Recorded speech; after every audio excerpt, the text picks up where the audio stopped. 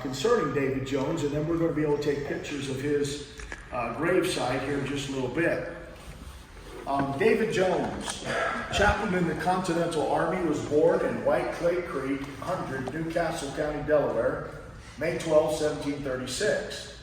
Mr. Jones was baptized May 6, 1758, joined the Welsh Track Baptist Church, and was one of the pupils of Isaac Eaton at Hopewell Academy, New Jersey. Now we're going to be there. We'll be at the Hopewell Baptist Church. We'll be at the Hopewell Academy later on this week in the next few days.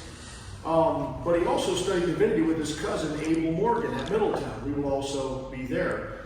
There's such a connection, as you can see. We just left Valley Forge, and we come here. So the Revolution, and all these churches, and all these men, there's just an interconnectedness, and you'll see all that by the end of this. He was ordained December 12, 1766 as pastor of the Freehold Baptist Church, Monmouth County, New Jersey. Will be in Freehold. While he was there, he was impressed with the desire to preach the gospel to the Indians, and was the first Baptist missionary among that people. Now, some of you, most of you, that's great news, all right? This guy's the earliest missionary to the Indians of the Baptist denomination. And that just, sometimes things come into categories or how you define things or what words you use. We know that, and if you'll remember this, that Daniel Marshall was a missionary to the Indians. He worked with the Indians on the head, we call it the head of the Susquehanna River, which is one of the largest rivers in Pennsylvania runs. So he was up in New York and then down into Pennsylvania. And that would have been prior to him traveling in 1755 with his brother-in-law, Shubal Stern. So I think what the idea here is that he was the first, in reference to Cathcart, that he was the first missionary to the Indians, supported in an organized fashion. And so, again, it just comes out of categories. But nonetheless, he was a missionary among the Indians. In fact, no doubt the example of David Brainerd influenced his heart, and the wretched condition of the poor red man for this and for the future life prompted his course.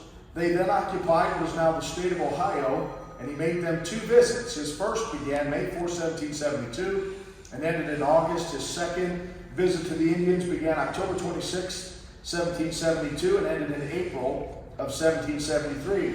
He kept a journal of his missionary labors, which was published in 1773. Consequently, Isaac McCoy did the same thing. And those journals are just rich, just a wealth of awesome information about the perils they dealt with as they tried to minister to the Indians.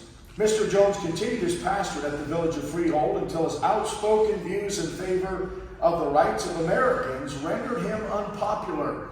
And in April 1775, he became pastor of the Great Valley Baptist Church, which you're sitting in right now. And so he was an outspoken champion for liberty and for the cause of the Revolution.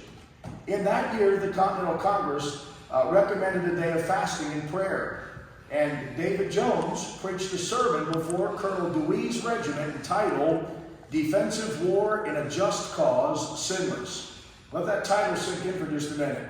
He said it's a defensive war and it's a just cause, and therefore, his theory was this is a sinless war.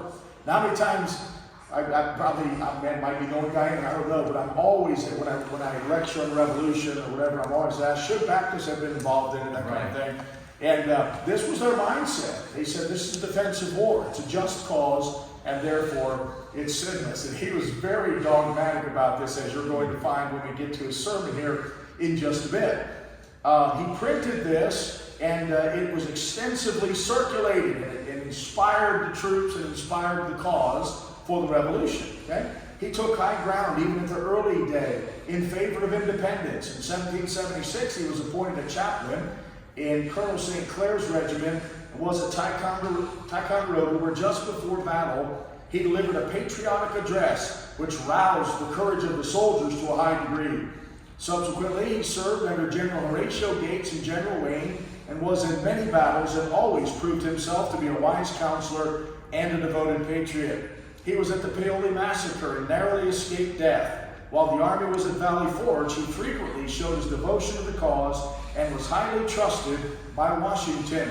When news arrived that France had recognized our independence, he preached an appropriate sermon to the troops at the forge. So he just came from Valley Forge, and again, as we mentioned, when France recognized our independence, he preached an appropriate sermon to the troops, okay, encouraging them further. He continued in the army until the capitulation at Yorktown, and then retired to his farm in Easttown, Chester County, adjoining the farm of his old commander, General Wayne. In 1786, he became pastor of the Southampton Church, Bucks County, where he remained until 1792 when he returned to the Valley Church, with which he remained part of the time as senior pastor until his death. Mr. Jones was a prominent member of the Philadelphia Baptist Association, of which he was moderator in the year 1798, and was often appointed on committees to answer questions or to settle difficulties among the churches, so he was looked to as a man of wisdom. Mr. Jones died at his farm February 5th, 1820, in the 84th year of his age, and was buried at the Valley Churchyard. The following notice of Mr. Jones appeared in Polson's Daily Advertiser. Quote, "In sketching the character of this venerable servant of the cross, truth requires us to say that he was an eminent man. Throughout the whole of his protracted and eventful life, Mr. Jones was peculiarly distinguished for the warmth of his friendship, the firmness of his patriotism, the sincerity and ardor of his piety, and the faithfulness of his ministry. In the army of the Revolution, he was a distinguished chaplain and was engaged in the same arduous duties during the last war. As a scholar, he was accurate, possessing a mind of superior texture. He embellished it with the beauties of classical literature and the riches of general science. The Fellowship of Brown University in the year 1774, as a testimony of respect for his learning and talents, conferred upon him the degree of Master of Arts. In danger, he knew no fear. In fervent patriotism, he had no superiors and few equals. In the revolutionary struggle, he was a tower of strength, especially in the section now known as the Middle States, and in piety, he was a Christian without reproach." Now, you might say, well, you built him up as though he was just some brave man that could just, take on anybody or anything. And so I would read now from A Noble Company. This is volume number 3, and this is biographical essays of notable particular and regular Baptists. And this happens to be volume 3 on page 404. Listen to this carefully. I got to chuckle out of this. A second view of Jones's strong disposition occurred during Brother Gable had asked me if this, I believe this was accurate, and according to the documentation, it absolutely is accurate. But a second view of Jones's strong disposition occurred during his early Revolutionary War experience. In a 1776 message from Jones's commander at Ticonderoga, General Anthony Wayne to Benjamin Franklin, the general wrote, "Through the medium of my chaplain, I hope this will reach you, as he has promised to blow out any man's brains who will attempt to take it from him." The chaplain was evidently not a pacifist man of the cloth. And so some of you can relate. Amen? And then let me do this. I want to just read a bit of this sermon that we mentioned here.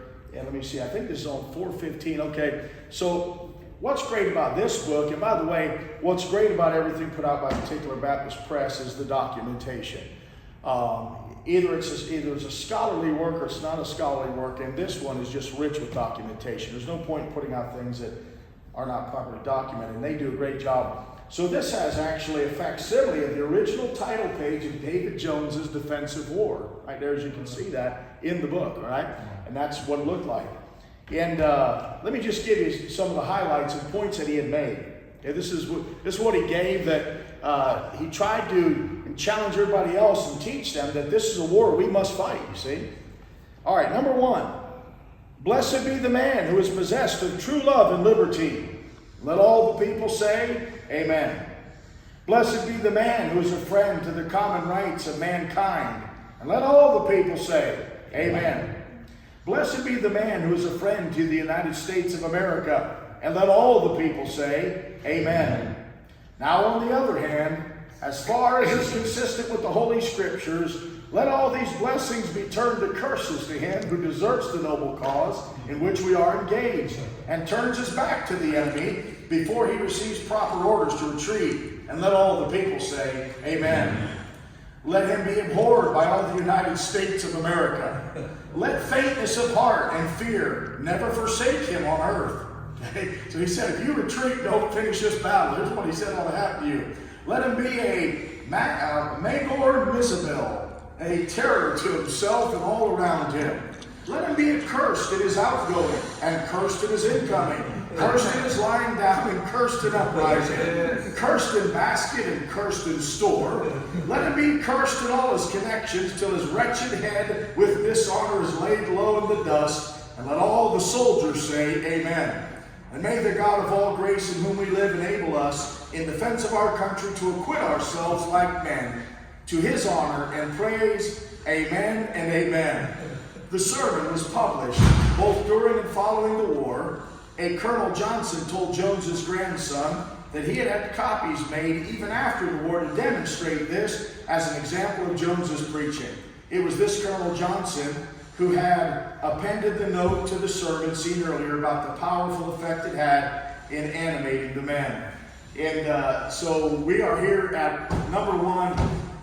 You have a Welsh influence coming into America, okay? And that's something that we do not recognize, and that's going to be a lot of the churches we're going to look at. We're going to look at Welsh track, and we're going to look at some other Welsh influence. And then, of course, you have the oldness of this church in and of itself, and then you have the connection to the Revolution, and then one of their pastors, David Jones, was one of the firebrands as a Baptist that really caused the Revolution to take hold in this entire region. And if you would hear what he had to say and read what he had to write, you would definitely be a patriot, want to fight the revolution to the end. Amen?